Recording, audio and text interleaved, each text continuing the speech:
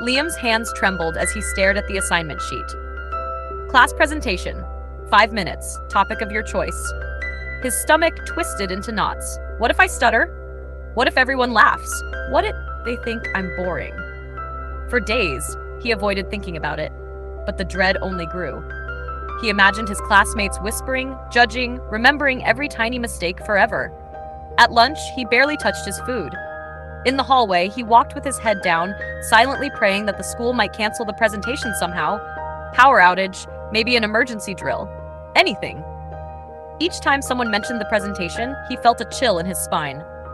He tried to come up with a topic, but every idea sounded silly in his head. Dinosaurs? Too childish. Space? Too complicated.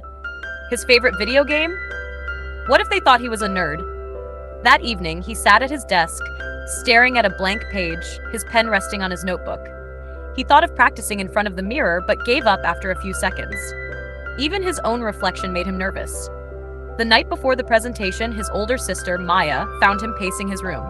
"You look like you're about to face a dragon," she joked. Liam groaned. "It's worse. Tomorrow, everyone's going to see me mess up, and they'll never let me forget it." Maya raised an eyebrow. "Remember when I tripped in the cafeteria last year? Spilled my tray everywhere?" Liam nodded. At the time, it had felt like a huge deal. People laughed, Maya turned red, and for days, he worried it would haunt her. "Guess how many people brought it up after a week?" Maya said. "Zero. And now, it's just a funny story. The truth is, people care way less than you think. They're too busy worrying about their own stuff." Liam tried to believe her, but his thoughts still swirled like a storm. That night, he dreamt he was standing on stage in front of hundreds of people, frozen, unable to speak. Laughter echoed around him. Morning came too soon. He barely touched breakfast.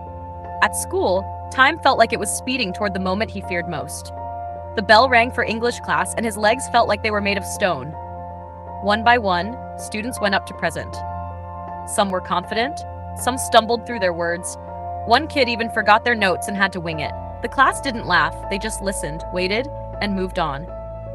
Then it was Liam's turn. He stood up slowly, heart pounding. His palms were sweaty. He could feel his pulse in his ears. The room seemed too quiet, like the whole world had gone still, waiting to see if he would sink or swim. He began to speak. His voice trembled, barely above a whisper. He stumbled on the second sentence, but he kept going. He focused on just getting to the next word, one sentence at a time. A few kids glanced at their phones. A couple nodded along politely. No one gasped when he mixed up a word. No one pointed when his hands trembled. By the time he reached the final line, his breathing had steadied. He finished. A pause. Then, a few quiet claps. One classmate whispered, "Good job." The teacher smiled and called the next student. That was it. No disaster, no spotlight. Just another moment in a busy school day. After class, no one mentioned it. They were too busy talking about the upcoming math test, the latest school drama, the game after school. By lunchtime, Liam sat with his friends and laughed at a dumb meme someone showed him on their phone. A week later, as he sat reviewing notes for a test, it hit him. Maya had been right all along. No one remembered the presentation. Not because it was bad, but because it just didn't matter that much. Everyone was living in their own little world of worries and distractions. Liam learned something important that day. 1. People forget faster than you think.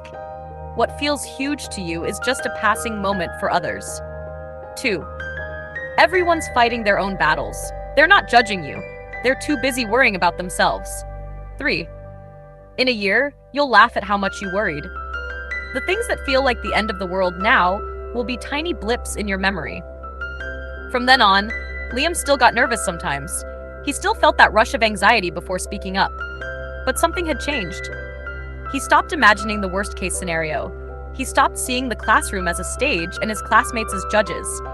He reminded himself, no one cares as much as I think they do.